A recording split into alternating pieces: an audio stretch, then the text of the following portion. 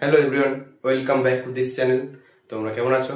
আশা করছি হয়তো বেশ ভালো আছো। তো এর আগে ভিডিওতে বলা হয়েছিল, একটি ইনফরমেশনাল ভিডিওতে বলা হয়েছিল যে গাইডেন্স অ্যান্ড কাউন্সিলিং এর যে ডিফারেন্স, পার্থক্যটি আলোচনা করা হবে। এটি হলো সেই আজকের মূল ভিডিও। চলো ভিডিও শুরু করা যাক। গাইডেন্স অ্যান্ড কাউন্সিলিং এর মধ্যে যে পার্থক্য সেগুলো প্রথমত হলো নির্দেশনা পরিধি পরামর্শদান অপেক্ষা বিস্তৃত। তো অপরপক্ষে নির্দেশনা পরামর্শই অন্যতম কর্মসূচি।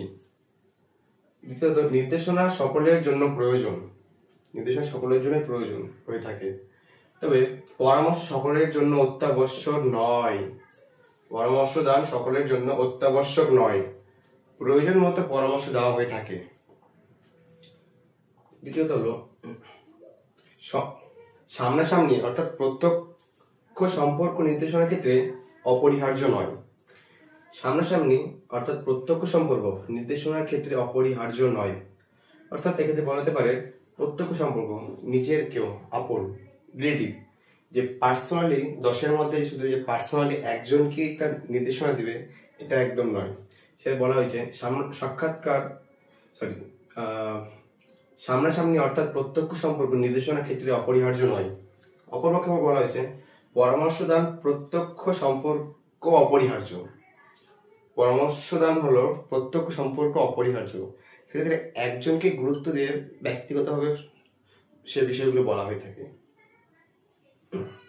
4 নম্বর হলো গণতান্ত্রিক সচেতনতা নির্দেশনার উৎস। অপরপক্ষে বলা হয়েছে 4 নম্বরে পরামর্শ দান হলো চিকিৎসা কেন্দ্রিক। 5 রয়েছে অধিকাংশ নির্দেশনা দলগতভাবে সম্পন্ন হয়ে থাকে। হ্যাঁ, বিশেষ কিছু নির্দেশনা দলগতভাবে সম্পন্ন হয়ে থাকে। কোনো কোনো ক্ষেত্রে ব্যক্তিগতভাবে সম্পন্ন হলেও তাকে পরামর্শ কেন্দ্রিক সাক্ষাৎকার বলা যায় না।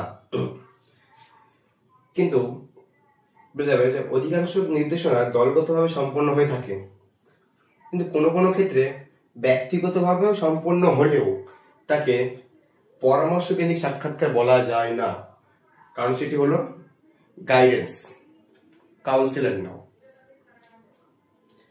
পরামর্শ দান সাধারণভাবে ব্যক্তিগত হয় এবং পরামর্শ সাক্ষাৎকার বিশেষ গুরুত্বপূর্ণ। পরামর্শ সাধারণত ব্যক্তিগতভাবে হয়, পার্সোনালি যেটা বললাম, একজনকে গুরুত্ব দিয়ে বলা হয়ে থাকে, এবং পরামর্শ দান সাক্ষাৎকার বিশেষ গুরুত্বপূর্ণ। একজনকে যে গুরুত্ব দেবে সেটি হলো বিশেষ গুরুত্বপূর্ণ, যা তাকে তার সঠিক রাস্তায় পৌঁছাতে পারে, সঠিক রকম চিকিৎসা দিতে পারে, তার সমস্যার সমাধান করতে পারে।